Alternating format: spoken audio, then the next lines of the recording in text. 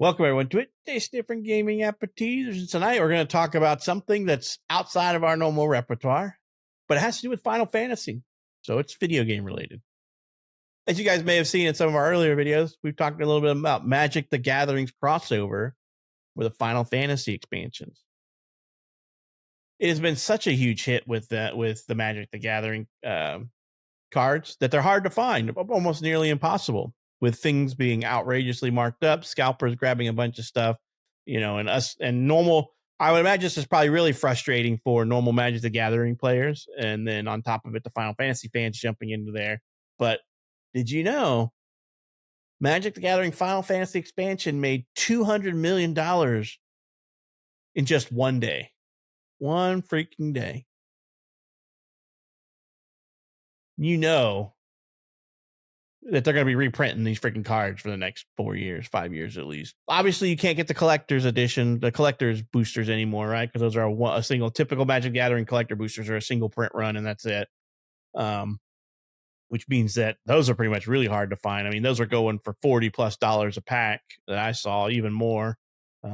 So, it's a good little, it just shows to show that gamers are willing to spend money on their favorite franchises outside of video games, right?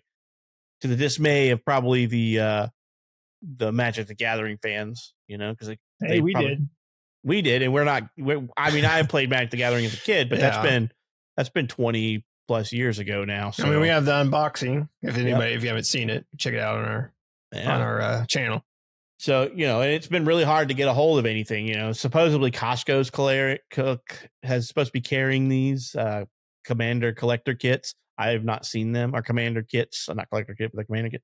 I've not seen them, and I've gone every Saturday for the last month trying to find them. Our local game store just recently mentioned that they got some more back in stock. They're probably gone by now, but because I wanted to get all 4 Commander pre-configured decks, right? The precons. And so, I'd like to get all those. I would really like to make sure I have a complete collection of all the cards, but obviously I know that I won't be able to get the alternates or variations because of I'm not able to get a hold of any more collector packs. I think I got to open up maybe, I don't even remember how many collector packs, but it wasn't very many. Collector packs, maybe 2 collector's packs. That's where all the chocobos are at, those rare chocobos. And I think they had a list out there. All had been found. Number 1's been found. Number 2 has not been found last I checked, but like 3, 4, and 5 and 6 have. There's, was it 71 of them or something of those golden chocobos? So I'm not sure how many there were. Yeah. So, I mean, this is insane to think about, that a game crossover to a card game, trading card game crossover has just banked $200 million in one day. I get, is it Hasbro that owns them, or who owns Magic the Gathering these days? I don't remember who owns Magic the Gathering. And there is 77 of them. 77. Okay. Wizards of the Coast, which is Hasbro. Yeah, Hasbro owns them. So yeah. So, I mean, it is insane to think that it's probably one of the big, I think it probably is one of the biggest, crossovers in their history. So, and like I said, that information is according to Hasbro. If I just read further, I saw it's Hasbro in their Q2 earnings call, which revealed the figure alongside a report that Magic the Gathering revenue grew 23% year over year, in large part thanks to the Final Fantasy release. Per CEO Chris Cox, it brought in more new players in stores over 2 weeks than any other set has in 12 weeks. So in 2 weeks, it did what no other set has done in 12 weeks. And in the investor Q&A during the earnings call, Cox answered a question about how Final Fantasy's demand correlated the company's expectation with the following quote. In terms of Final Fantasy and how it met expectations, I'll give you a comparison between 2 of our biggest universe at the onset. Lord of the Rings took 6 months to deliver $200 million of revenue.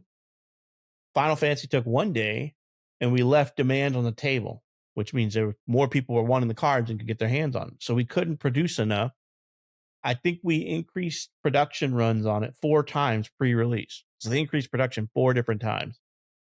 It was substantially, by many, many very high double-digit percentages ahead of any other production run we've ever done.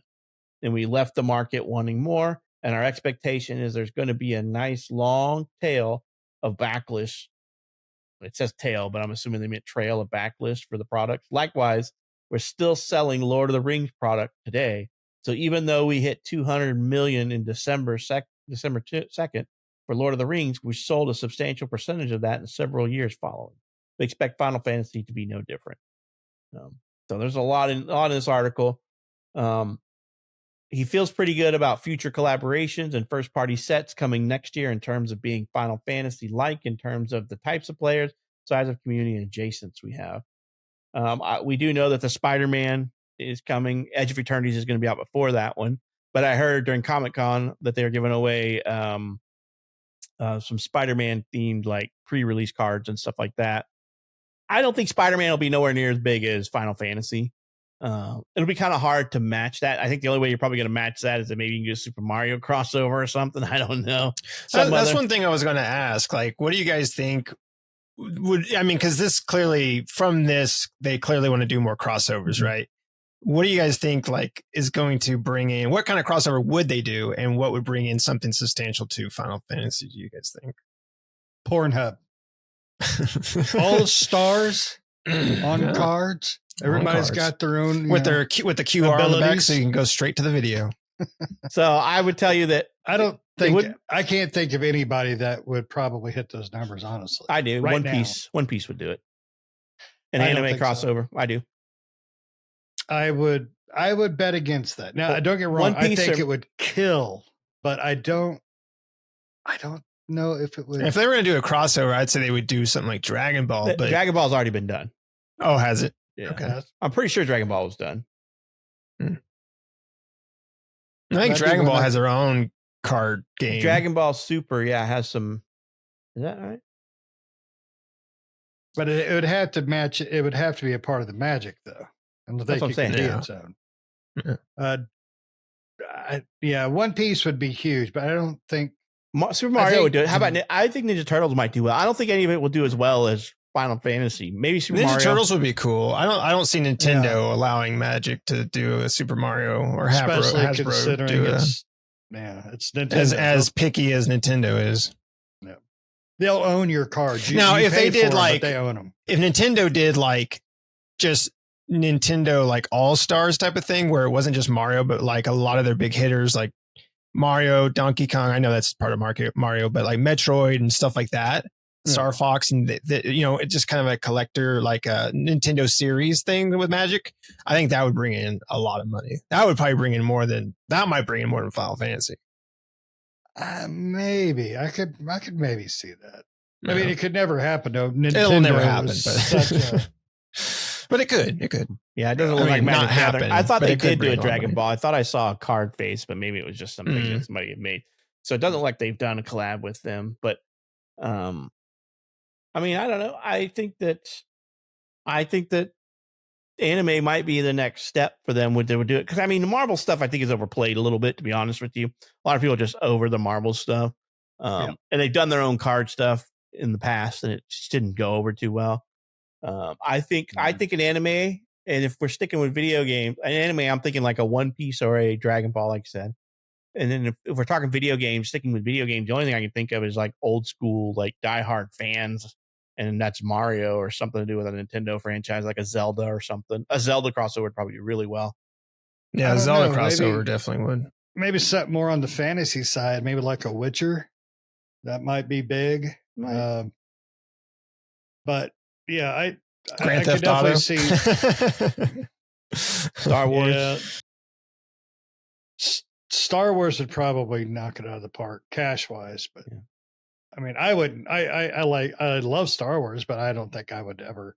I only got the cards because I love Final Fantasy, plain and simple.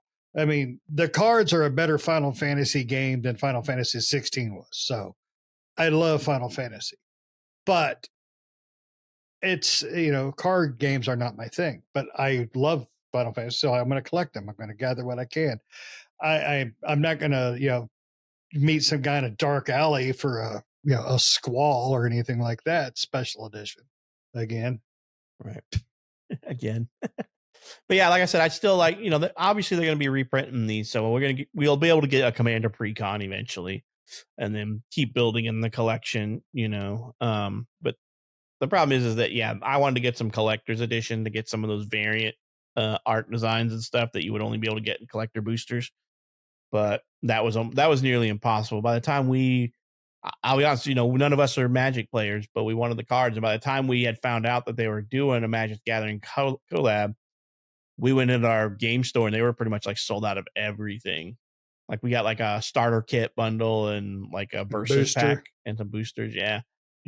So, but I want some more too. And I actually want to play, and I think we're going to try to get back into it. So it's not really like a waste. We're building decks. I bought a Precon Commander deck, and Nick bought a Precon Commander deck, and Shane's still looking for his. So can't find it. Yep. Yeah, and we've sleeved all our cards, and me and Pat have a separate box for all those to go into to keep them organized and various things like that. So we do plan on playing at some point, because I do want to play with them.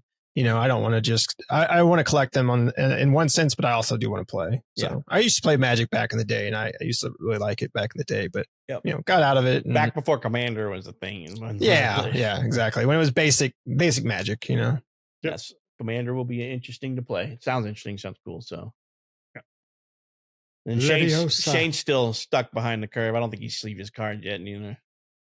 I have all my sleeves still. I got to do it. I just haven't done it. Between work and family. When you're watching like anime show, just sit there and sleeve them, because you really don't have to necessarily watch exactly what you're doing. I mean, you got to make sure you're putting the sleeve in it, or the card in the sleeve right. But is what you're doing. Other than that, that's basically what I did.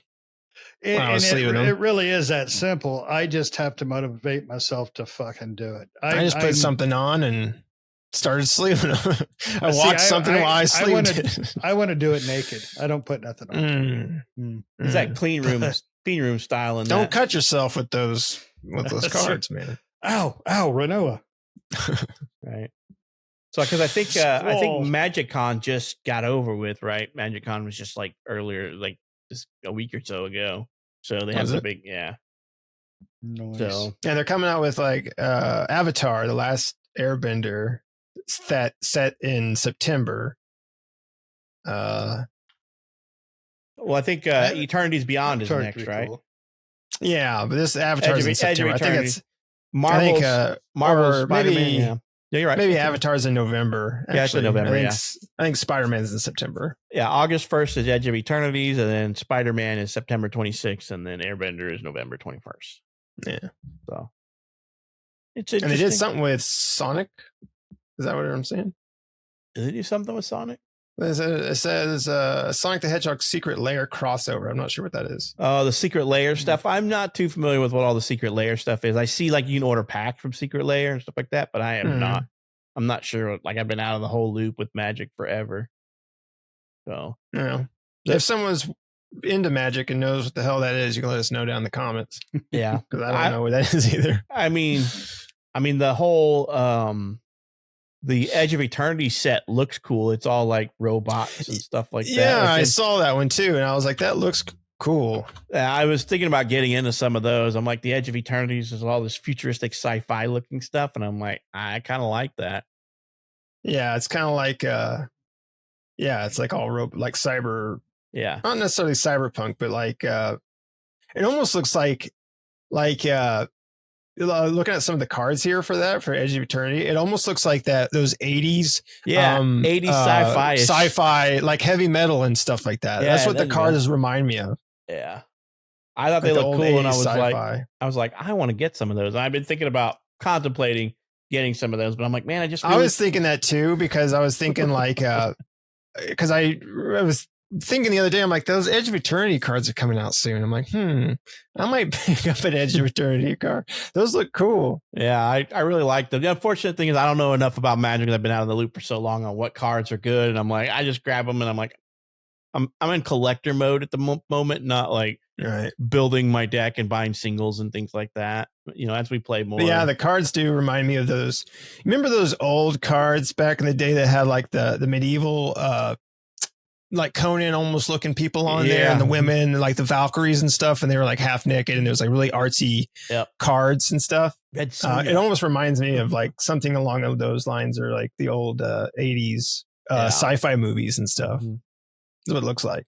Yeah, some of the cool ships like legendary artifact space. Because it's using a lot of like bright colors and stuff, kind of like they did back in the 80s for all that, in that kind of aesthetic. It's really neat looking. Yep. Yeah, it's like, a lot of cool looking, like almost like paladin sci-fi looking cards. Yeah. So cool. So, but yeah, I mean, like Crawl the Conqueror. Throwing that little thing around. That was the one that had Andre the Giant in it, right? Crawl the Conqueror had Andre the Giant in it, didn't it? And, I don't think Crawl had Andre in there. I thought Andre the Giant was in Crawl the Conqueror along with the big old Clydesdale horses. Bride. No, the Clydesdale horses that could fly. I don't think he was in Crawl. I don't think. I don't even remember if there was anybody worth a damn in Crawl. Dude. Was there? Oh, no, they had some actors in that. There was the dude, and then there was that lady. Oh, Liam Neeson was in Crawl. Oh, what the hell? I did not know that. Not neither. Ken Marshall was the main dude. Robbie Coltrane. He's the only other name I've noticed so far that I know. Liam Neeson was Keegan, which I don't remember who. I've seen that movie 1,000 times. I don't remember who the hell Keegan was. No. I can't remember what I'm thinking of then all of a sudden off the top of my head. But yeah, I remember Ken Marshall. He described Princess Bride except for the flying part. Yeah. Well, let me see. Well, they played bandits in the film, so I guess at some point. Well, a member of the Turquoise Bandits, an axe-wielding juvenile polygamist. I love Crawl. Crawl is like one of my favorite old sci-fi movies. Yeah. But anyway, getting back to Magic the Gathering. The Edge of Eternity cards look really great, but I mean, it's good for Final Fantasy. I love the Final Fantasy franchise, and I love the Final Fantasy cards. I think the cards are really cool. The commander sets are really cool too. I like Pat. I want to get all the commander sets. Me and Pat both got a commander set. He got you got Titus, right? No, I want Titus. I got Limit Break. Oh, you got Cloud. You got Cloud. Yeah. You got Cloud. I got Terra, which is the one I did want. So I ended up getting the one I wanted. I do want them all. I wanted the Limit Break or the counter. You wanted the counter deck. Yeah. Because then there's also the sorceries deck, right? That was the what's her face? I can't remember the name off the top of my head. Yeah, I'm blanking on the name now. But yeah, so they're good. It's an interesting game crossover. And just talk about how video game revenue can spill on over to non-video game related things like Magic the Gathering. I guess it's analog gaming, right? So it's gaming, it's just analog, which we do a lot of analog gaming, and we play board games. I got a whole wall behind me, and I got a whole stack of them over on the other wall that I don't have room for. Nick has his own wall of board games and stack in the closet somewhere. So, so we dabble in a little bit of both. But yeah, so you guys got anything else you want to chat about on this one? I think it's just kind of nice to point out that video games can spill over into other franchises and actually be popular, unlike how they keep doing movies and TV shows and they all fail. Right. I mean, some of them succeed, but most of them fail. But not in a super. Not like in like record breaking. Like this is like record breaking add-on for Magic. Yustola is the Yustola. There you go. That one. Yeah, because Cloud, Yustola, Titus, and Terra. No, and before we go, I just doing a little talk about crap we'd like to see. Princess Bride, I think, would be an awesome kind of a card deck. I mean, all the various fun characters. I think that'd be fun. That with Labyrinth. Labyrinth would be one. Yes. The David Bowie would be a collector's. David Bowie's crotch would be a collector's. He did have a great cod piece. Throw some Dark Crystal in there too while we're at it. Yeah, why not? Yeah. And what is that one? Just with, do like an 80s flavored card. The Never Ending Story or something like that. Sorry. Oh my God. One card is just mud. Oh, stuck. And the card's labeled stuck. Oh, too You lost your soon, horse. too Go soon. back 3 spaces. That's a wrong board game. I know, wrong game. Lose half your life. That's what you Lose do. half your That would life. happen. Oh shit. Oh, that's fucked up. so bad. You're gonna be kind Artax in the middle of your freaking cart. Oh, my Artax, he's stuck in the swamp, crying. Man, that was a freaking tear jerking moment. It was. No, he's not. You're not killing the horse. Sorry, you don't kill the horse. Oh, the horse. Oh, take the fucking dog, not the horse. Take the kid. Take the kid. Get the one in the attic. Take a tree or whatever the hell his name was. Trey, that was it. Trey, it was Artax. Yeah, Trey. he didn't do shit anyway. Yeah, just take him. Leave the horse. No. Yeah, grab the princess. Nobody likes her. She didn't even get a damn name. Right.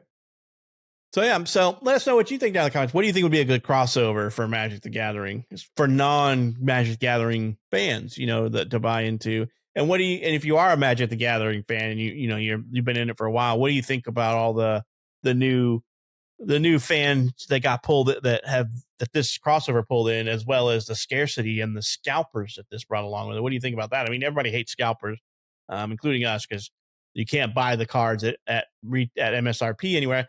Even though Magic the Gathering has started posting MSRP in the last few years, you can't buy them at MSRP anymore. You're paying double, triple, quadruple, especially on those collector booster boxes. They're just outrageously expensive, thousands of dollars. So let us know what you think down in the comments. And as always, you've reached the end of this episode. If you're not subscribed, why not help us out? Hit that subscribe button. You know, we talk about all kinds of things gaming related. Sometimes it's analog, sometimes it's digital, mostly digital, but check us out. Hit that subscribe button, hit that bell to get notified when we put out new videos. And we hope you enjoyed this episode and hope to catch you in the next one. See ya.